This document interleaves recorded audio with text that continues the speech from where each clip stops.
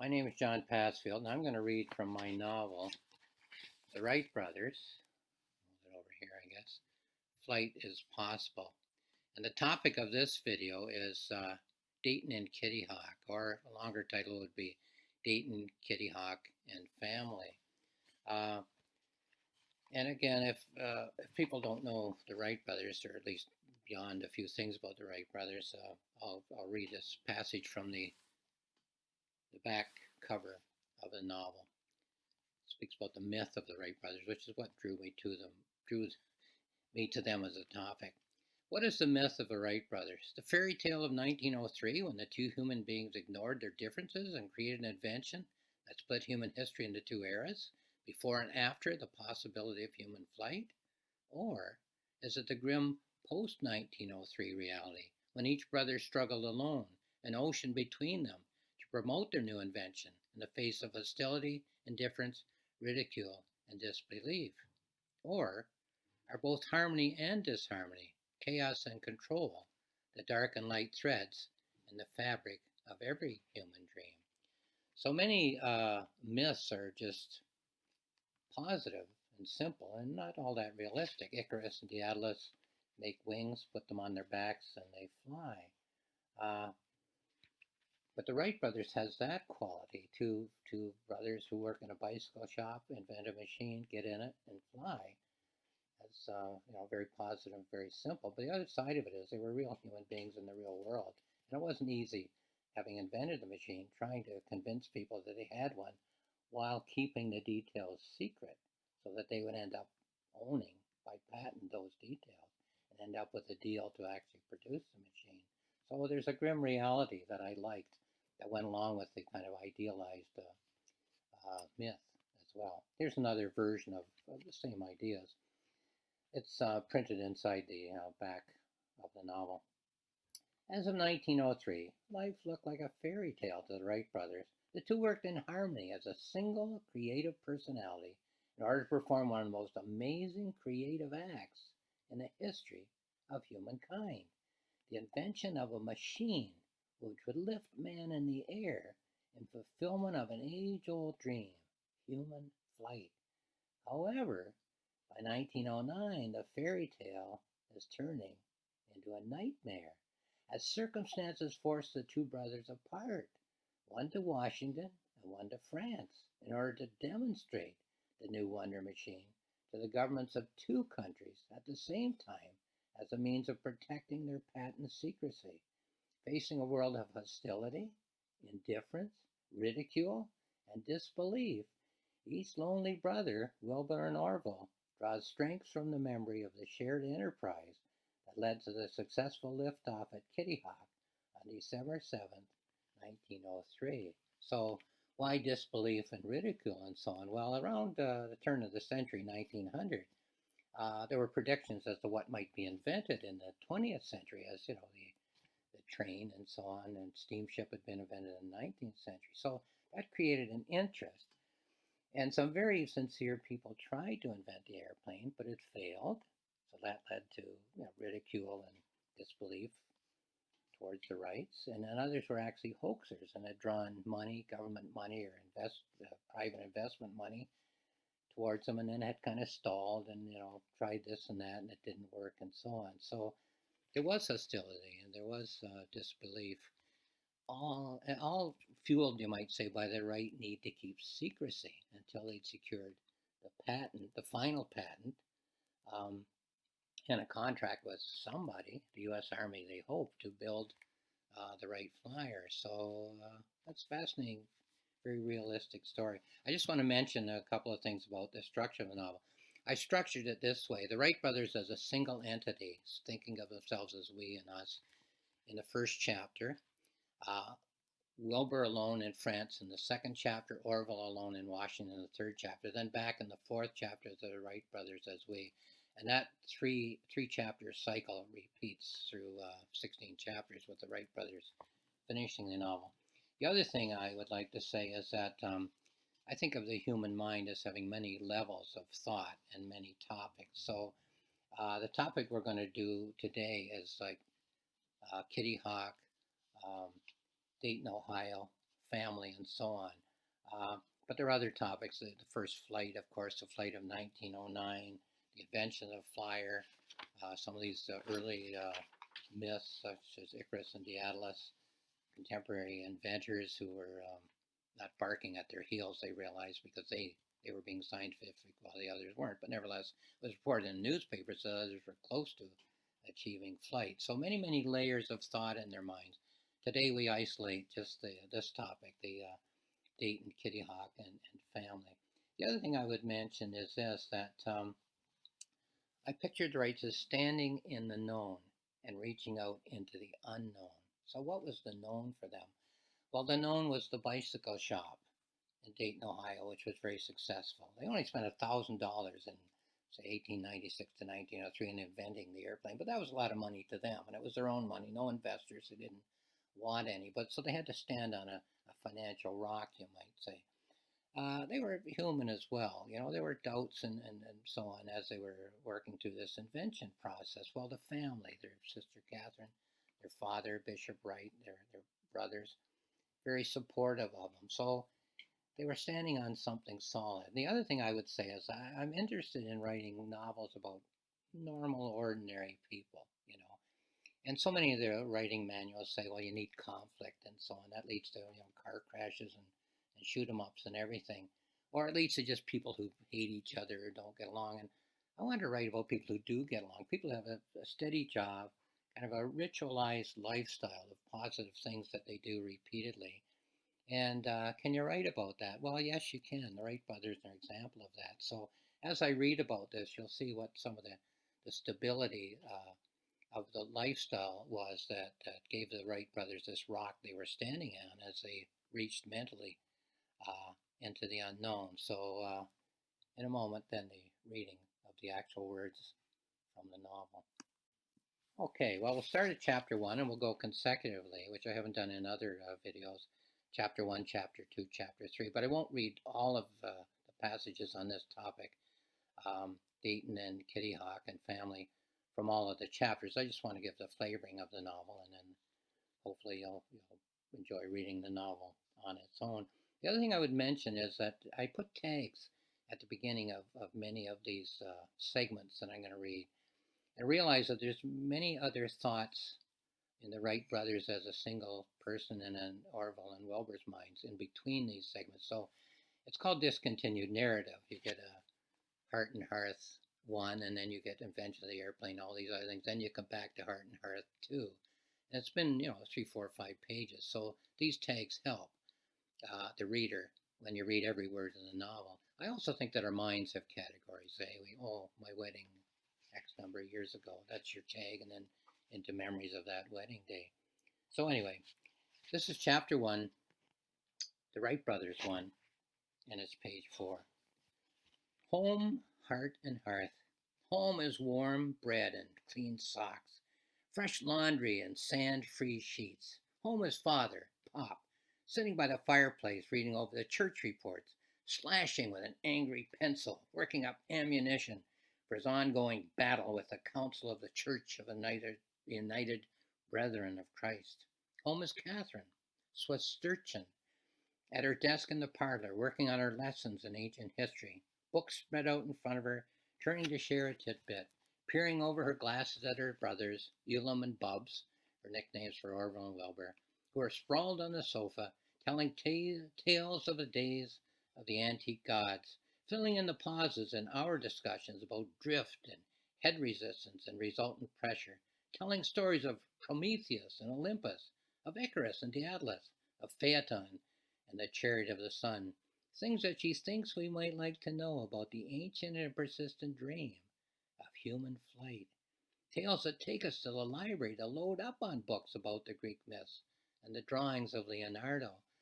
Well, they were interested in the myths primarily to see if there was anything scientific in them. What did the ancient Greeks know? What did Leonardo realize about the possibility of human flight?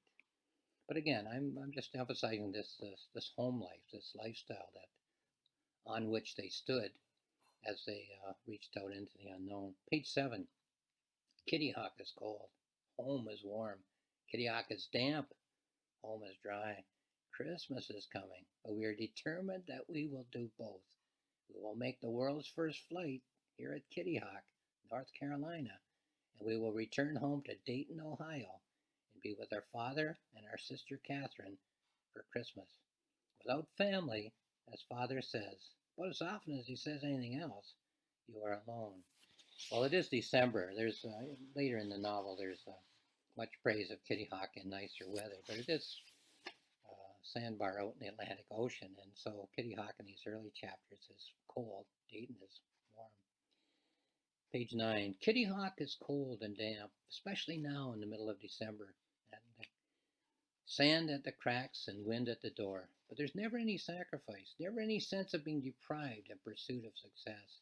The Arctic explorers often waited out a year, and sometimes two, trapped in their ships, with the drinking water frozen and the fuel running low, battling scurvy and facing starvation before the ice pack would finally yield and let them through. And again on page 9. We have seen days at Kitty Hawk that would take the breath away. Days when the sun is warm on our faces and the breeze is gentle and strong and invites the world to come flying into the lonely pier. Just make one more tiny adjustment, one small change to a strut or a lever or the tip of a wing, and you will soar above the sand and the waves and the ignorance that has kept you earthbound. You will look down on all you fly over, at the bench and the battery box and the launch rail, at your footprints in the sand, at the ice-covered puddles and the wind-blown wrinkles, at the sheds of your camp and Big Kill Devil Hill, at the boats making wakes in the ocean. One more glance before they disappear, as if they are merely the toys of industrious ants. The winds of Kitty Hawk will lift you up and carry you on wings of your own devising, as far and as fast and as high as you have ever dreamed that a human can possibly go, farther and faster and higher than any Greek god who ever had an unbelievable adventure in the pages of your sister Catherine's books. And now on to chapter 2, which is Wilbur Wright 1, and Wilbur's alone in France, trying to get ready to demonstrate the airplane without the help of his brother, of course. They always worked as a unit, checking all the work that both had done to find out any loose screws or anything else that might be a little out of adjustment. Well, that wasn't available. Here he is alone. So, homesick, I guess you could say, hey? Here's Wilbur, page 14. I wish I was at home. At home I would be sitting in the parlor, helping Father to go over his account, searching for the out-of-logic number that will start the whole stack of numbers tumbling to the ground. There is something in the numbers that does not seem right. Then more thoughts of his current work in France and the problems he's having. And then on page 14, I wish I was at home. At home I would be listening to Catherine tell her stories of ancient Greeks and Renaissance wise men. I would be sitting in the parlor beside the crackling fire with Orville and Catherine and Father at this very moment. And then again, 2 more pages of thoughts while in France and the difficulties he was having. And then on page 16, I wish I were at home.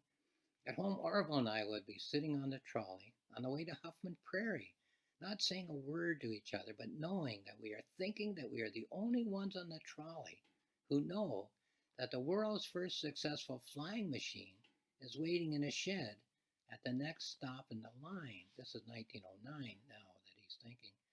The process of selling the Wright flyer will take much longer than we ever could have anticipated. I grow afraid that we will not be back to the bicycle shop for a long, long time. Well, it took up all their time to promote the flyer, to convince people while keeping their secrecy that there was a flyer, and then to defend their patents, because people could come close to the patent, build a flyer, an airplane, and the Wrights would have to go to court to challenge that and prove that this airplane that someone else built was an infringement of their patents. There were 100 patent cases between 1909 and 1912 when Wilbur died, and he won them all. But it took up all his time. But anyway, that's a different story. Chapter 3, Orville Wright won, and he's in Washington. They're on the way to Washington. Page 18. I miss the family back at home. Home is the ice cream parlor around the corner from the bicycle shop on West 3rd Street. It was Father who came home with the news that the new ice cream parlor was open. First he took Wilbur, then he took me, then he took Lauren, and then Netta and the children. It was only when we talked together that we realized that Father must be the new ice cream parlor's most frequent customer. And then two more in this chapter, chapter 3. Again, interlayered with many thoughts of many things working positively but with difficulty towards proving to the U.S. Army that there was such a thing as a flyer. Page 20. I miss the family back at home. Home is Catherine baking pies on a Saturday and putting them on the windowsill to cool, making tarts with the leftover cherries and peaches and apples so Wilbur and I don't have to wait to get a taste until supper time. Blueberry pie is the greatest invention in the history of humankind. Walking up the sidewalk on the way home from the bicycle shop makes us realize that 7 Hawthorne Street, Dayton, Ohio, is the culinary center of the world. And the last one in this chapter, page 21. I miss the family back at home. Home is the family, Father, Wilbur, Catherine, and I, gathered in the parlor on a cold winter evening, with the crackling of the fire and the snow swirling around under the eaves and tapping against the window pane, while we say our evening prayers. There is no warmth, physical or spiritual, anywhere in the world like there is at home. And that's the end of the first cycle. Brothers together, Wilbur alone, Orville alone. And now on to the next segment of 3 chapters. Wright as one thinking unit, Wilbur alone, Orville alone. So the next chapter that I'm going to read from under this topic of Dayton, Kitty Hawk, and the family is chapter 4 of the Wright brothers too. Many thoughts, and there's only actually 2 in this chapter that are of Kitty Hawk and home and so on. 26. Kitty Hawk is cold in mid-December. We came here to catch the winds. We came here to fly our kites and to test our gliders in winds that are ideal to give us a lift, in sands that are ideal to cushion our landings. Kitty Hawk is wonderful in the autumn, with the sun rising over the ocean and the gulls drifting over the waves, but we never planned to be at Kitty Hawk as late as December. 27. Home is the 4 of us, sitting in the parlor on winter evenings and reading, with fire dancing warmly in the fireplace, Catherine poring over her lesson plans on the daily jousting that went on between the ancient Greek gods and the human heroes, Father poring over his church accounts, trying to find the flaw in the ledger, the unaccounted for entry which will bring down a financial house of illicit cards, and we, with our aeronautical papers, poring over everything that we can find that has been published so far, scrutinizing every theory and every design and every number that has been recorded on the topic, trying to solve the riddle of human flight. So one thing about the Wright brothers was they didn't just build something that looked like an airplane, and there are even old films on things that looked like airplanes and didn't get off the ground that you and I could see. But they invented, you might say, or certainly, solidified and advanced the science of aeronautics. There was very little that these other inventors had done that was all that scientific. They built wings that looked good, but that couldn't really lift, and so on. They strapped these gigantic motors on that were too big, too heavy to get off the ground, and so on. They blasted, say, what they called a pilot, a person, forward like you'd shoot a bullet out of a gun, but he couldn't control anything, and he just went as far as gravity took him and fell in the water. So they invented, they not only looked at all the information, but they could even figure out what information had been recorded inaccurately or didn't go far enough or deep enough. And then they invented a process whereby they started with kites, nobody on them, started with gliders, a few feet above the ground, nobody on them, perfectly safe, nobody would get hurt. Then they went to gliders with a person on them, but again, only 5 to 10 feet above the ground, so not much of a drop when they hit the ground. And then, of course, they looked up all of these tables and so on winds and all the rest of it, and that led them to Kitty Hawk, where they would have soft landings on sand, lots of Atlantic winds, and that was their process. They were very, very intelligent individuals. Okay, let's move on to chapter 5 then. This is Wilbur alone. Again, only a couple of items, I think, in this Wilbur chapter, because he's mostly concerned with his preparations in France to demonstrate, but still some thoughts of home. Here's one of them, page 38. I wish I was at home. At home, I would be helping Father with his accounts. We would be searching for the elusive number, the red-handed digit that would be trying to conceal a mountain of deceit. We'd work all day at the figures, breaking off for lunch and supper perhaps, but not letting those numbers ever rest till they had given up their yield. In the evening, though, the fireworks would draw us away. Well, why the fireworks? I omitted to read this. Chapter 5 is Wilbur Wright to Le Mans, France, July 4th, 1908. So, back home, July 4th in the United States, Independence Day. Another one while Wilbur's there in France. I wish I were at home. At home, I would be helping Catherine and Orville and Lauren's children to decorate the house for the 4th of July. On every post on the veranda, we have a flag holder which holds 3 little flags. And Orville and I take turns lifting up the children and letting them put the little flags in the holders. When the whole house is decorated, when every flag is fluttering in the breeze, Catherine says it looks like a Mississippi riverboat that is just about ready to up and sail away. Well, you know, St. Thomas, Ontario, where I grew up, is just across Lake Erie from Dayton, Ohio. And in 1903, it probably would have been the same size as Dayton. So I felt I knew the lifestyle. And my grandmother used to put flags up. They were British flags. She was born in England. On these little holders on the posts of the veranda. So the Wright brothers had a veranda, and I thought, hey, I'm sure that's what they did. Page 41. I wish I was at home.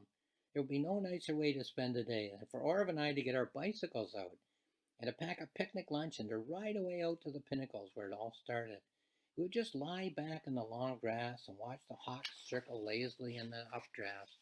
That was where the whole idea of human flight began. For just 5 minutes of being at home, I would trade the whole 2 months I'd been in France. And then chapter 6 is chapter 6, Orville Wright to Fort Myer, Virginia. This is September 2nd, 1908.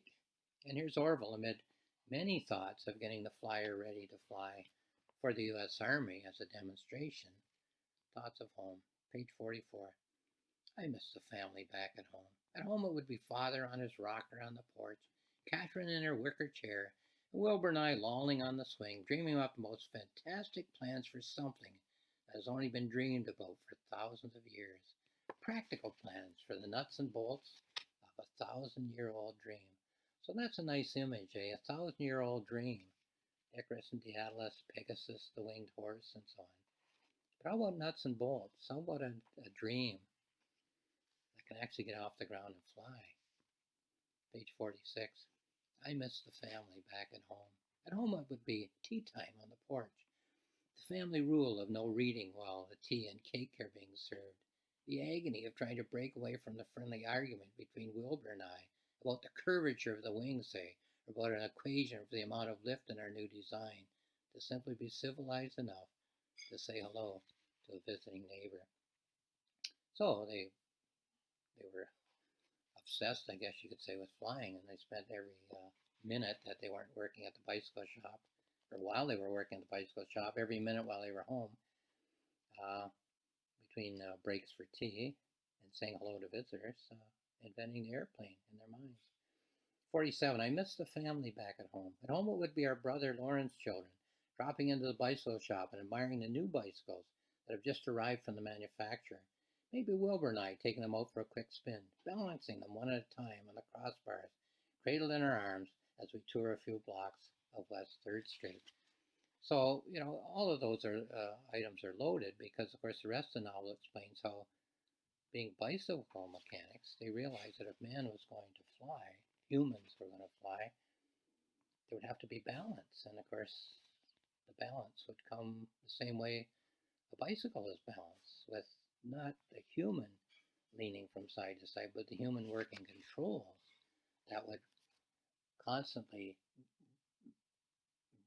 retain balance, or of course bring balance back. When, say, when a bicycle leans over, you have to bring it back into balance. And so that was like the core of the invention of the flying machine.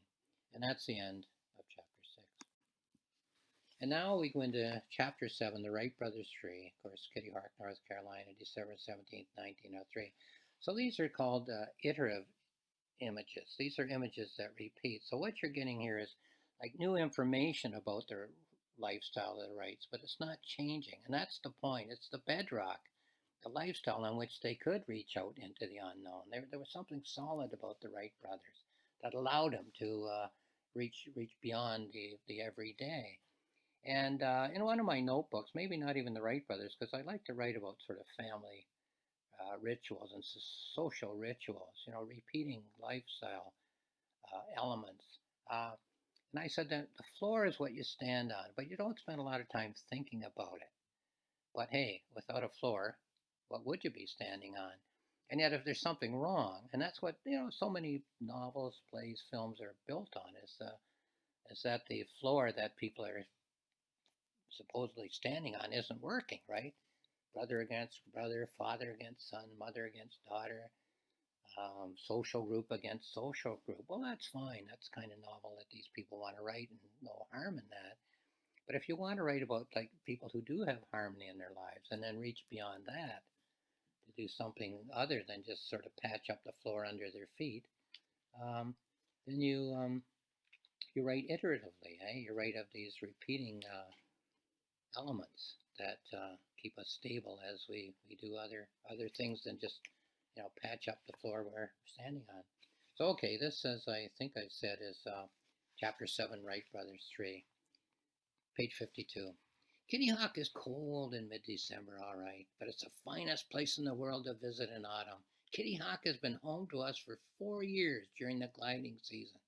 Every year since 1900, in September, when the bicycle season is over, we say goodbye to Father and Catherine and Lauren and the children and set off on the train from Dayton to Elizabeth City, North Carolina, then by boat across Albemarle Sound to Kitty Hawk.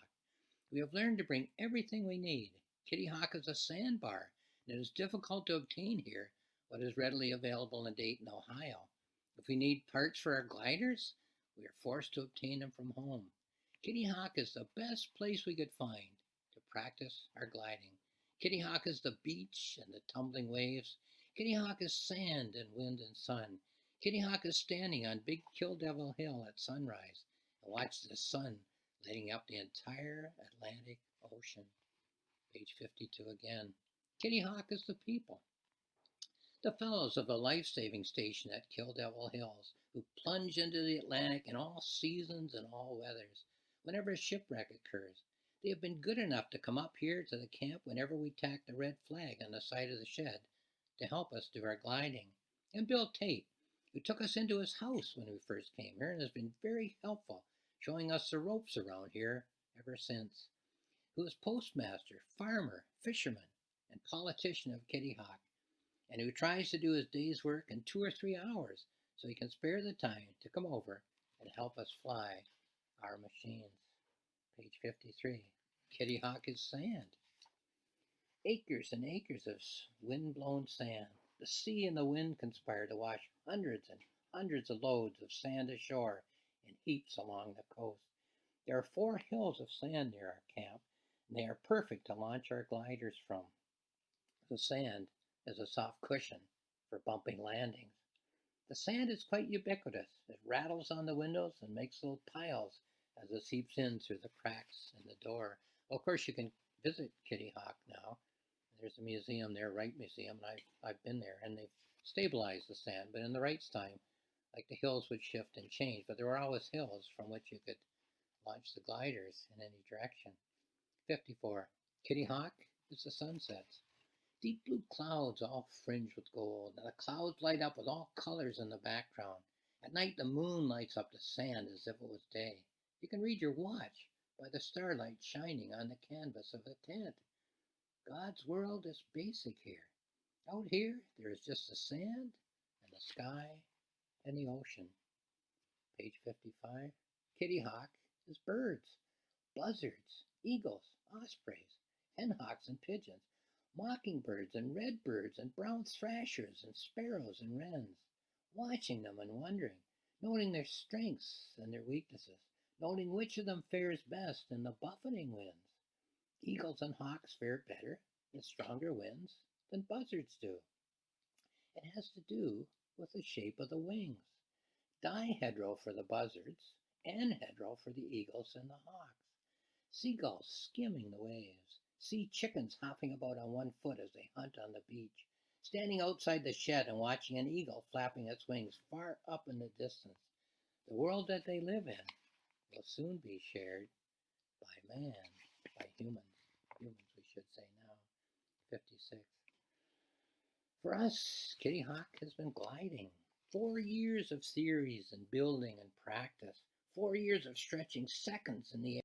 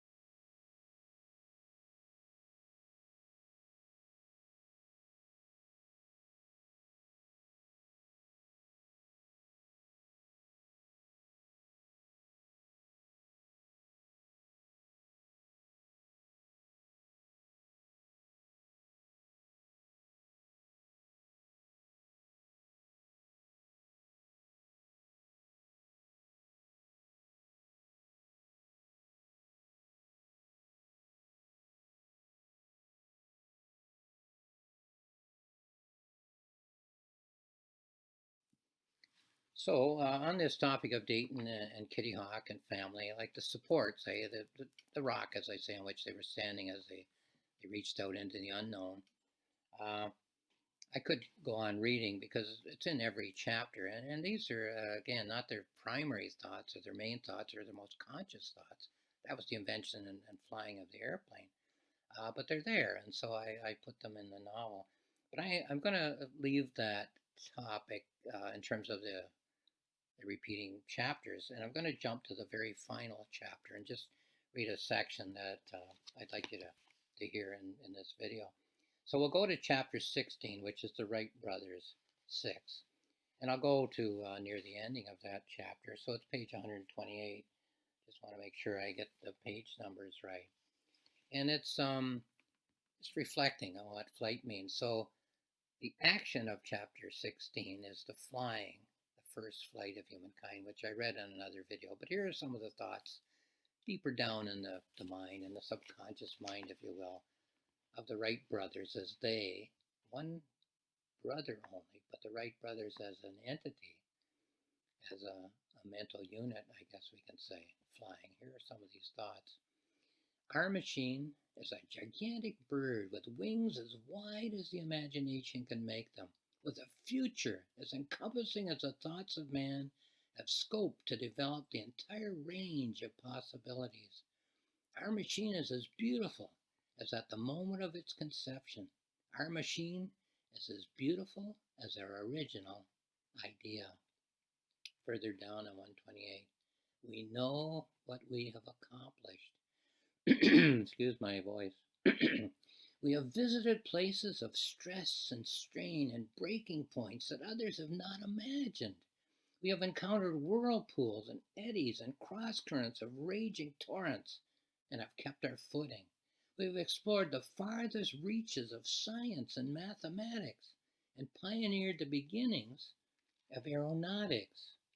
The water we swim in, the air we breathe, we have surrounded ourselves with an envelope of creativity. We have breathed a mist of numbers, theories, and concepts until they have pulsed through our veins with the blood from our very own hearts. We have stretched our mind to the farthest reaches of ingenuity. We have been to the farthest places and returned with the secret of how to build the world's first practical, human carrying, powered, and controlled flying machine. Page 129. Flight is the absence of all cares, all worries, all personal relationships that founder on suspicion and doubt and misunderstood motives. Flight is business partnerships that thrive in harmony, personal relationships that grow in mutual trust, and family, the bedrock on which our achievements have been firmly built. We have clung with an eagle's talons to the single idea that human flight is possible. That was Wilbur's phrase, and when he first wrote to the Smithsonian and all these other groups and people who were trying to fly and asked for information, he kept saying, I believe that flight is possible. So I chose that for the title of the book. But to me, it's about human relationships. Positive human relationships are possible. 129 again. Some days we get to soar. Some days we get to soar under ideal conditions. Some days the wind just lifts the wings. We go skimming along so freely on the element that seemed forbidden for 1,000 years. Our machine is as graceful as a bird as it flies in the sunshine. The white expanse of the surfaces with the sun shining cheerfully on them, and the dark lines of the ribs made it look like all of the predictions of an airborne sailing yacht. 129 again. Our machine is a huge human bird, circling lazily overhead, making a harsh buzzing sound like that of a mowing machine as it clips the crops in August in the heat of the harvest afternoon. Our machine is not only functional, it is beautiful. It has beautiful white curving graceful surfaces. It is perfect for the task that it was designed to do. 129 again. We have a few things left to do when we get back to Dayton. We promised our father that we would never fly together, but we would like to think that once, just once, for the short space of an hour, he will allow us to set that promise aside. The Wright brothers flying together, far above the earth, in the Wright flyer, a physical manifestation of what has been happening spiritually all along. So that's a thought that it's a projection into the future, and you can look it up. Did the Wright brothers, the two of them, ever fly together on a Wright flyer? Not in my, it's not recorded in my novel, but you'll find it on the internet. 130. Here's another projection into the future.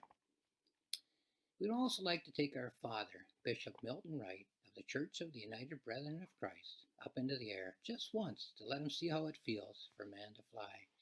81 years old, white hair and blue eyes, soaring over the treetops, Leonardo-like with his beard blown back in the wind. He has always believed that someday man would find his place in the element of the sky. He has supported us in everything that we have done. Well, again, not in my novel, but you can look it up. Did the Wrights ever take their father, Bishop Wright, up into the sky? And I worked Leonardo in there. It's almost as if this 81-year-old fellow with a beard flies, it'll be almost like Leonardo got to fly.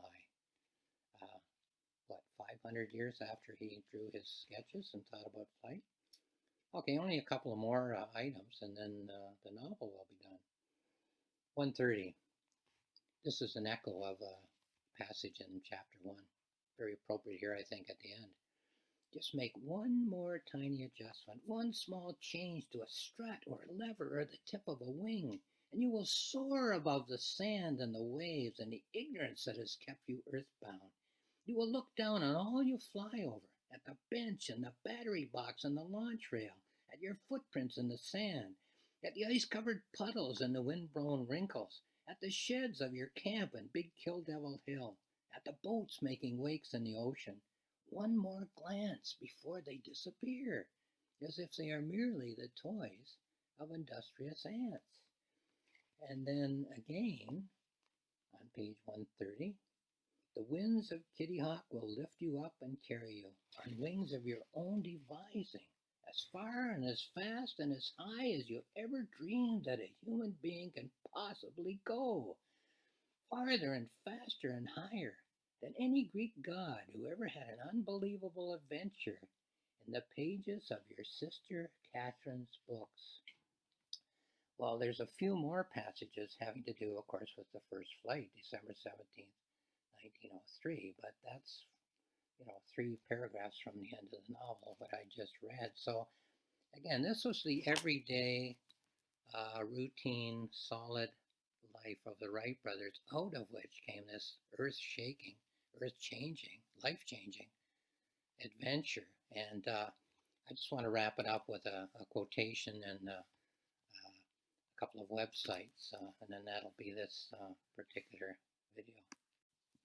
And now to conclude this reading, I'd like to read from my journal, and maybe I'll just explain that. If you go to my website, johnpassfield.ca, all one word, johnpassfield.ca, and you go to the top and you click on notebooks. You go down then to the Wright Brothers icon. There's a whole notebook there from the moment I thought of writing a Wright Brothers novel, to the research, to the planning, to the writing, right to the full rough draft. That's the notebook. It's free and you can read it. If you go to the same website, johnpassfield.ca, click on journals, then go down to the right icon. There's a whole journal there, free, and you can read it. And the journal was written while I was polishing the rough draft for a month to 6 weeks, and any topic that I thought of, I wrote a note on. And there are many topics there, of course, the Wrights and flying, but also novel writing and just our society and how things are going and so on.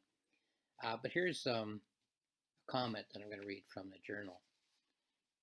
The story of the Wright brothers is an amazing blend of the ingredients of 2 storytelling traditions, combining elements that make the stories of childhood so charming and so attractive.